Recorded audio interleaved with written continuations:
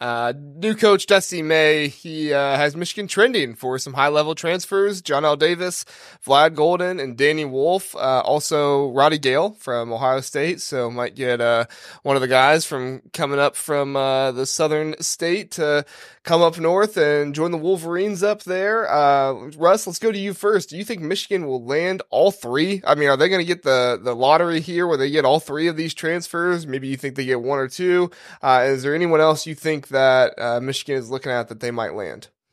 I mean, it's looking that way. I mean, especially considering two of them played for him. So it's almost like it kind of reminds me of, I spent a lot of years in the restaurant business, and you interview a manager, and one of the pushing points or talking points of them trying to get the job is, well, I've got this staff of like 3 or 4 people that are, they've followed me everywhere. They're really good employees. They're going to work real hard. They're going to really improve the company, not just myself. Like, so it's almost like that's becoming that way a little bit when you have a coach that moves up, that has a good season at a team that's a mid or low major that makes a Sweet 16, or even in FAU's case, a Final Four run. They're going to interview you and be like, okay, we're excited about you. We're excited about the potential, but hey, you're bringing those 2 dudes with you too, right? Like, so he should land those 2, and it looks like they're pretty much a lock to get. I just lost my notes here. Danny Wolf from Yale, but it's a step up in competition for all of them, right? Going from where they've gone to the Big Ten, and especially the Ivy League to the Big Ten.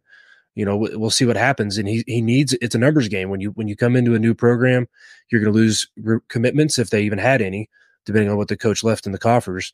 And you're going to have to try to turn that program around quick, because they're not going to give you long. Now, Michigan has the advantage of they care way more about football than basketball. It's almost like they begrudgingly said, okay, fine, we'll fire Juwan Howard. We'll act like we care about the basketball program. So maybe that's why he preferred to go there instead of a Louisville, where he knew he had more time. But I think he's a good shot at landing those 3. And, Roddy Gayle would be a great addition as well. But, I think those 3 for sure.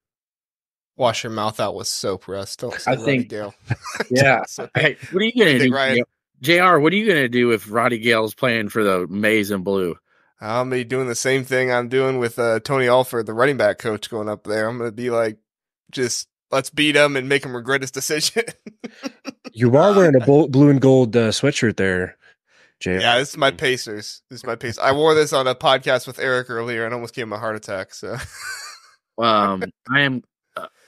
One thing I don't think that we're really mentioning too is so you see guys like Eric Musselman going to USC. I think one thing that's not really being discussed a lot of why these guys are so intrigued and want to come to the Big Ten is the money, and from the TV deals. I mean, I'm just saying, it's huge.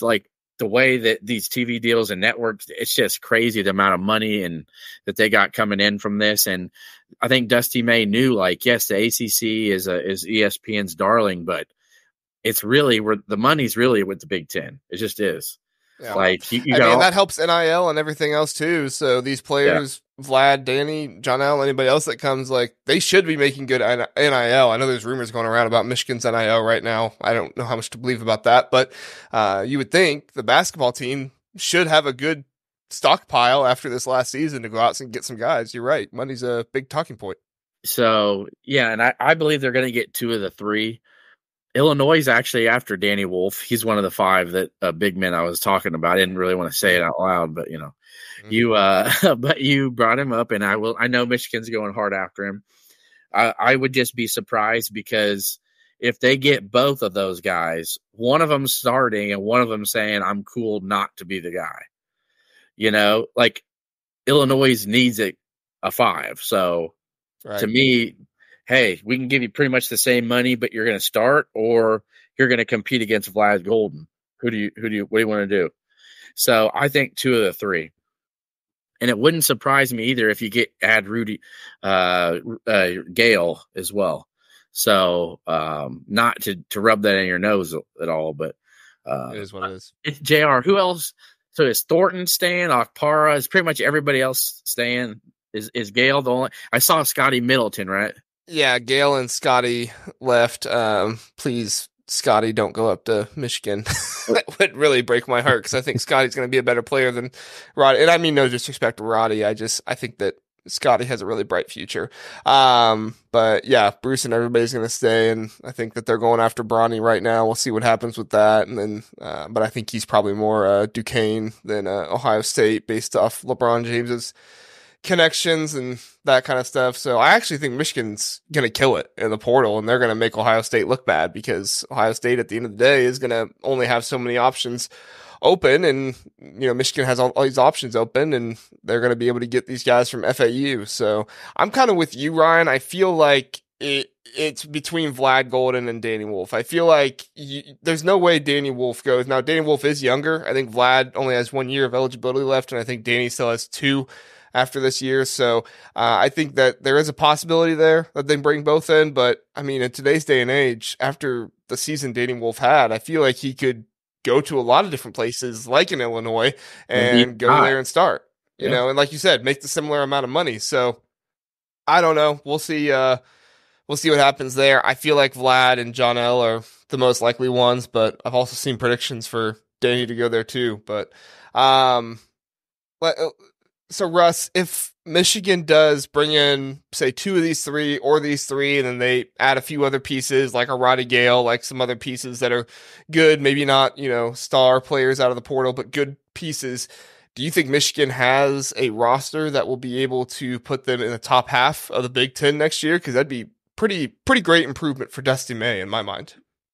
Yeah, well, welcome to the Big Ten, the 4 new programs, and I won't call any of them out by name, but I think that 3 of the 4 new programs will be the basement in the Big Ten, and the basement kind of raises for the teams that are traditional, Big Ten schools. And if he's able to bring guys with him and turn it around pretty quickly, I wouldn't be surprised to see, 10 or 11 teams from the Big Ten make it. And I think Michigan could find their way to the bottom end of those number of teams, because there's a lot of guys that are leaving this year, the Big Ten, right? Not just the Purdue, the Illinois, and the Ohio States that we're talking about.